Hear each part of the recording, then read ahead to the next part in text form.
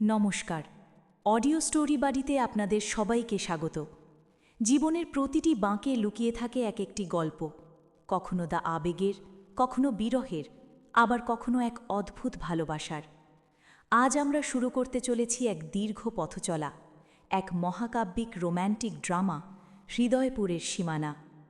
আপনারা যারা গল্প শুনতে ভালোবাসেন, যারা প্রতিটি চরিত্রের মাঝে নিজেকে খুঁজে পান, এই জার্নিটা ঠিক তাদেরই জন্য। হেডফোনটা কানে লাগিয়ে নিন আর হারিয়ে যান আকাশ আর মেঘলার এই অন্যরকম প্রেমের পৃথিবীতে। গল্পের প্রথম পর্বে আজ কি হতে চলেছে চলুন শুনে নেওয়া যাক। শহরটা খুব ব্যস্ত। এখানে সবাই ছুটছে নিজের গন্তব্যের দিকে। কেউ ছুটছে সাফল্যের নেশায়, আবার কেউ ছুটছে হৃদয়ের টানে। কিন্তু ভাগ্যের এক অদ্ভুত খেলা আছে। মাঝে মাঝে দুটো সম্পূর্ণ ভিন্ন মেরুর মানুষকে ভাগ্য একই সুতোয় বেঁধে দেয়। আজ এক কাপ কফি আর কয়েকটা ছেঁড়া কাগজের হাত ধরে শুরু হচ্ছে এক নতুন গল্প। পেনপতন নীরবতায় বিপ্লব ফিসফিস করে বলে, দোস্ত আকাশ, চল না ভাই, এবার উঠি। সেই সকাল থেকে তুই এই ধুলোবালি মাখা বইগুলোর মধ্যে মুখ গুজে আছিস। বাইরে চল, একটু চা খাই, শরীরটা ম্যাচ ম্যাচ করছে। আকাশ বই থেকে চোখ না সরিয়ে শান্ত স্বরে বলে, আর 5 মিনিট রে বিপ্লব, এই চ্যাপ্টারটা শেষ না করলে কালকের প্রেজেন্টেশনটা ঠিকমতো হবে না। তুই চাইলে নিচে গিয়ে বসতে পারিস। বিপ্লব দীর্ঘশ্বাস ফেলে বলে, তোকে দিয়ে কিচ্ছু হবে না, সারা জীবন এই বইগুলোকেই প্রেমিকা বানিয়ে কাটিয়ে দিবি। আমি নিচে ক্যাফেতে গিয়ে বসছি, জলদি আয়, দেরি করলে আমি কিন্তু একাই খেয়ে নেব। ফোনে কথা বলতে বলতে হন্তদন্ত হয়ে প্রবেশ করলেন মেঘলা। তারপর, হ্যাঁ, আমি আসছি তো। উফ শিট, আমার আইস ল্যাটেটা পুরো পড়ে গেল। আকাশ চমকে উঠে দাঁড়িয়ে বললেন। আরে, এ কি করলেন আপনি? মেঘলা তাচ্ছিল্যের স্বরে বললেন, দেখুন মিস্টার, আমি ইচ্ছে করে করিনি, সরি বলছি তো। আর আপনিও তো একদম মাঝপথে টেবিল নিয়ে বসে আছেন, একটু সাইডে বসতে পারতেন না? আকাশ হতাশা হয়ে আর রেগে বলে, এটা ক্যাফেটেরিয়ার বসার জায়গা, হাঁটার রাস্তা নয়। আপনার কি সাধারণ কাণ্ডজ্ঞানও নেই? অন্তত ক্ষমাটা তো মন থেকে চাইতে পারতেন। প্রথম দেখাটা কি সবসময় মিষ্টি হতে হয়? বোধ হয় না। কিছু গল্পের শুরু হয় তিক্ততা দিয়ে, যাতে শেষটা আরও মধুর মনে হয়। মেঘলা জেদি গলায় বললেন, ক্ষমা চাইলাম তো, এখন কি শার্টটা ধুয়ে দেব নাকি? দিন, কত টাকা লাগবে? আমি কফি নষ্ট হওয়ার জরিমানা দিয়ে দিচ্ছি। আকাশ খুব শান্ত হয়ে পাথরের মতো দৃঢ় গলায় বলে, সব কিছু টাকা দিয়ে বিচার করা যায় না মেস। আপনার এই অহংকার হয়তো আপনার কাছে দামি, কিন্তু আমার কাছে আমার পরিশ্রমের মূল্য অনেক বেশি। কাগজগুলো ফিরে পাওয়ার উপায় নেই, আপনার টাকা আপনার কাছেই রাখুন। আকাশের দ্রুত পায়ে হেঁটে চলে যাওয়ার শব্দ শোনা যাচ্ছে। মেঘলা নিজে নিজে বিড়বিড় করে বলে, অসভ্য ছেলে একটা, আমাকে জ্ঞান দিতে আসে। উফ, হাতটাও ভিজে গেল। আকাশের দ্রুত পায়ে হেঁটে ক্যাফেটেরিয়া থেকে বেরিয়ে যাওয়ার শব্দ। জুতো ঠকঠক করে দূরে মিলিয়ে যাচ্ছে। মেঘলা দাঁতে দাঁত চেপে রেগে বলে, অসভ্য ছেলে একটা, আমাকে জ্ঞান দিতে আসে! এত বড় সাহস, আমার মুখের উপর টাকা ফিরিয়ে দিল! উফ, হাতটাও চটচট করছে কফিতে। মেঘলা ব্যাগ থেকে টিস্যু বের করে হাত মোছে। বিপ্লব দূর থেকে দৌড়ে এসে হাঁপাতে হাঁপাতে বলে, আকাশ, কিরে, কোথায় গেলি তুই? এত তাড়াতাড়ি অর্ডার দিয়ে দিলি নাকি? ক্যাফেটেরিয়ার গুঞ্জনের বেশ শব্দ শোনা যাচ্ছে। বিপ্লব অবাক হয়ে মনে মনে বলে, ওরে বাবা, এখানে আবার কি তুফান বয়ে গেল! সামনে দাঁড়িয়ে থাকা এই মেয়েটার চোখ দিয়ে তো আগ্নেয়গিরি বেরোচ্ছে। আকাশটা কি এর সাথেই ঝামেলা পাকালো নাকি? এক্সকিউজ মি, আপনি কি এখানে লম্বা মতো চশমা পরা একটা ছেলেকে দেখেছেন? মানে আমার বন্ধু। মেঘলা তীক্ষ্ণ গলায় বলে, আপনার বন্ধু? ওই উদ্ধত ছেলেটা আপনার বন্ধু? নিজের বন্ধুকে তামিজ শেখাননি? রাস্তাঘাটে মানুষের সাথে কেমন ব্যবহার করতে হয় জানে না? বিপ্লব ভ্যাবাচাকা খেয়ে বলে, মানে আকাশ কি কিছু করেছে? ও তো কারো সাথে গায়ে পড়ে ঝগড়া করার ছেলে নয়। মেঘলা ব্যাগটা কাঁধে সুজোয়ে টেনে নিয়ে বলে, ও যা করেছে তার ফল ও হাতে নাতে পাবে। এই অপমান আমি ভুলব না। মনে রাখবেন, মেঘলা চৌধুরী কাউকে দুবার মাফ করে না। মেঘলা রেগে কটকট করে হেঁটে চলে গেল।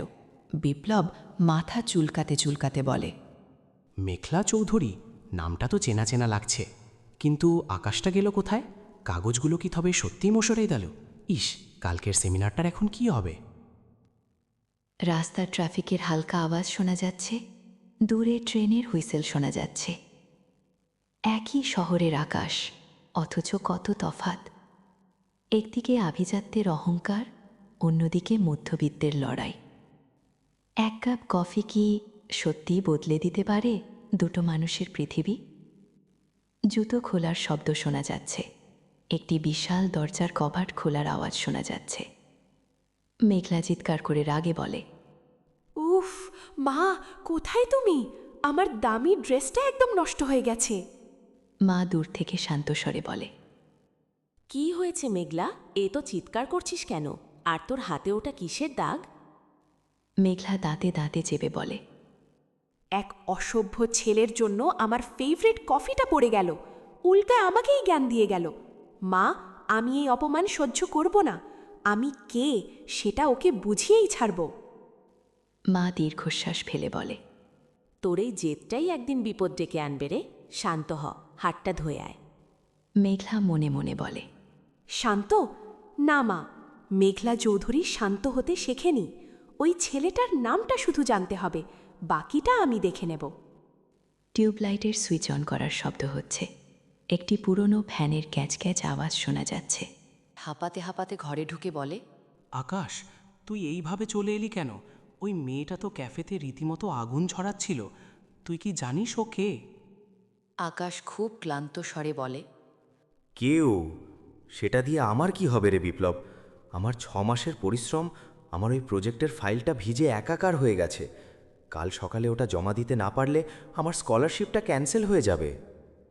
বিপ্লব হতাশ হয়ে বলে, ধুর, মেয়েটা তো বলে ওর নাম মেঘলা চৌধুরী, বিশাল বড়লোকের বেটি মনে হলো। তুই কি ক্ষমা চেয়ে নিবি নাকি একবার? আকাশ দৃঢ় গলায় বলে, কক্ষনো না। অপরাধ ও করেছে, ক্ষমা আমি কেন চাইব? আমার কপাল খারাপ, তাই হয়তো এমনটা হলো। কিন্তু ওর টাকা দিয়ে আমি আমার পরিশ্রম কিনতে পারবো না। বিপ্লব চিন্তিত হয়ে বলে, কিন্তু কালকের ওই সেমিনারের স্যার তো তোকে ছাড়বে না। আকাশ একটু থেমে দীর্ঘশ্বাস ফেলে বলে, জানি না কি হবে, দেখা যাক। ভাগ্যে যা আছে তাই হবে। রাতের ঝিঁঝি পোকার ডাক শোনা যাচ্ছে, দূরে একটা কুকুরের ঘেউ ঘেউ শব্দ করছে।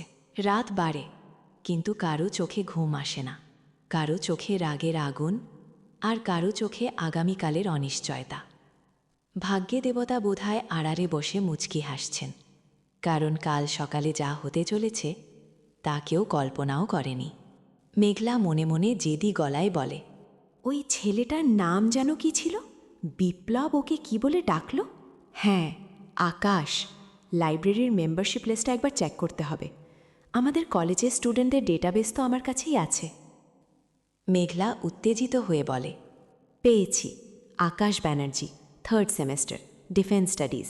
বাহ, কালকের সেমিনারে তো ওরই প্রেজেন্টেশন দেওয়ার কথা। মেঘলা শয়তানি হাসির সাথে বলে, মিস্টার আকাশ, কাল যখন স্টেজে উঠবে তখন বুঝতে পারবে মেঘলা চৌধুরীর সাথে পাঙ্গা নেওয়ার ফল কি। তোমার ওই দামি পরিশ্রম কাল আমি ধুলোয় মিশিয়ে দেব।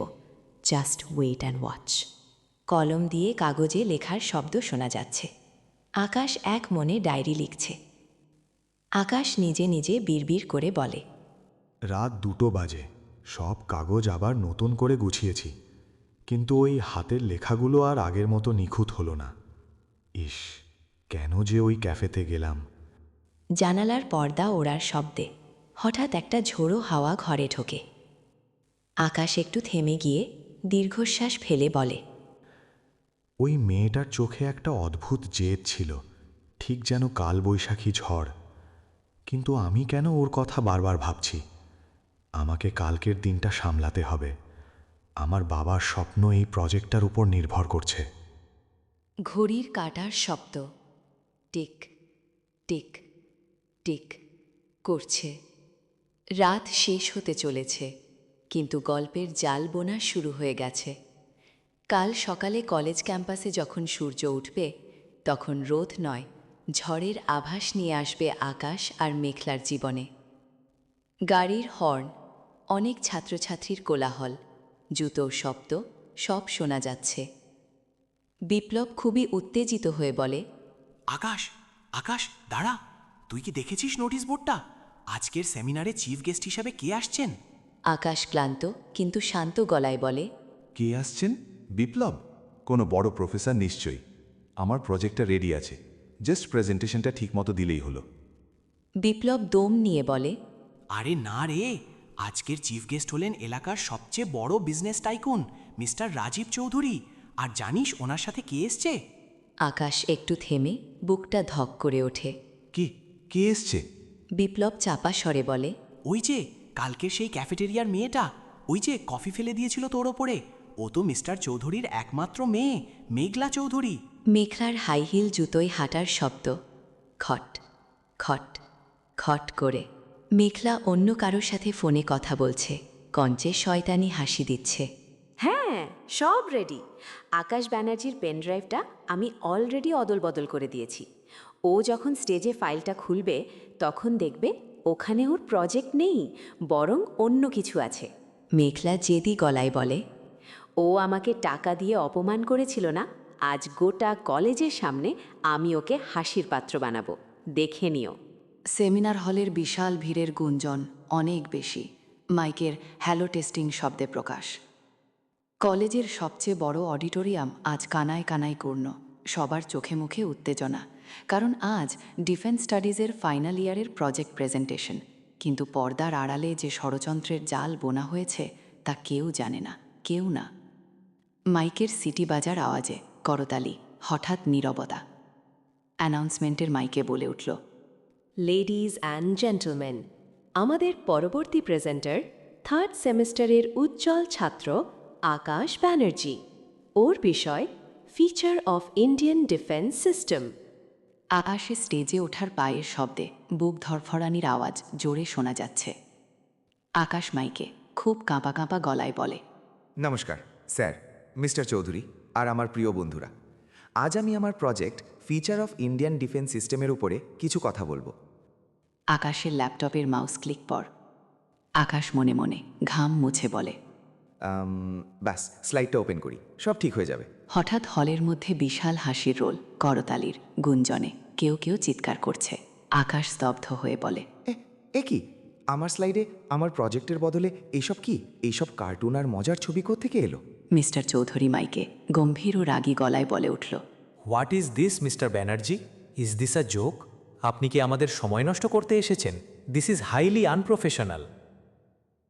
বন্ধুরা, আকাশের এই বিপদে আপনার মন কি বলছে? ও কি পারবে নিজেকে প্রমাণ করতে? গল্পের এই মোড় আপনাদের কেমন লাগছে তা এখনই কমেন্ট করে আমাদের জানান।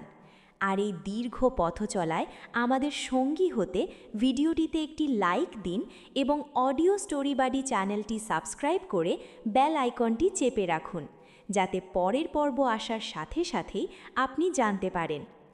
চলুন ফিরে যাই মূল গল্পে।